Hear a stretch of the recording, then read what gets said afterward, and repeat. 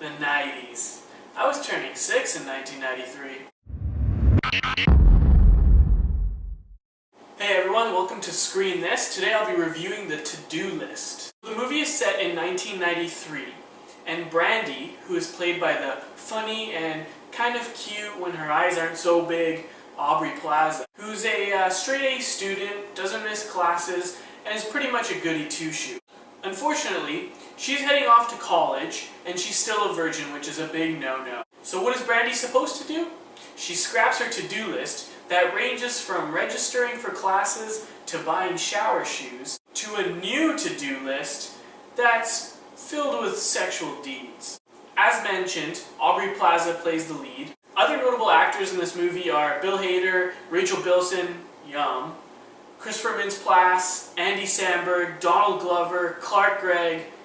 Damn, that's a lot of notable actors. There were a few guys that I recognized, but if anyone were to mention their names, I would have absolutely no idea who they were. There's a guy that goes by the name of Scott Porter. You might recognize him from some TV shows and Dear John. And the other recognizable guy is Johnny Simmons. He's done And the other recognizable guy is Johnny Simmons. He's played roles in Perks of Being a Wallflower, Jennifer's Body, Scott Pilgrim vs. the World, and 21 Jump Street. Alright, my thoughts on the movie. Alright, finally, my thoughts on this movie. It was so funny. I have been so pumped since I watched the trailer for this movie, and it certainly didn't disappoint.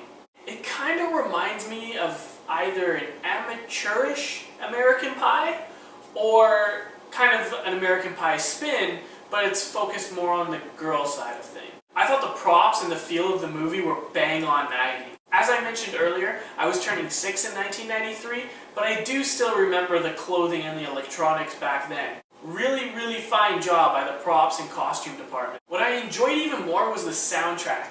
It was perfect music at perfect times. There was one that kind of put a bad taste in my mouth, which is that one song that we all know from American Pie. You know what I'm talking about. And they played it at the end, and I kind of thought they really should have stayed away from anything that kind of compared to American Pie, but that's just my own personal opinion. Either way, I miss 90s music. Are you ready for fun fact time? I think you are. All the teenagers in the film are played by adults over the age of 25. Interesting. But you probably already knew that when I name-dropped everyone earlier on. From that huge list of actors that I mentioned earlier, I was actually fairly surprised that each character was involved. They each had a story, and even if they had the smallest part, you would still get enough detail to know how that character feels or acts. Look, I gotta admit, I got a huge crush on Rachel Bilson, and every time I saw her on the screen, my heart skipped a beat. Don't tell my wife that. I'll admit, the to-do list can be a little bit vulgar and a little bit too much information.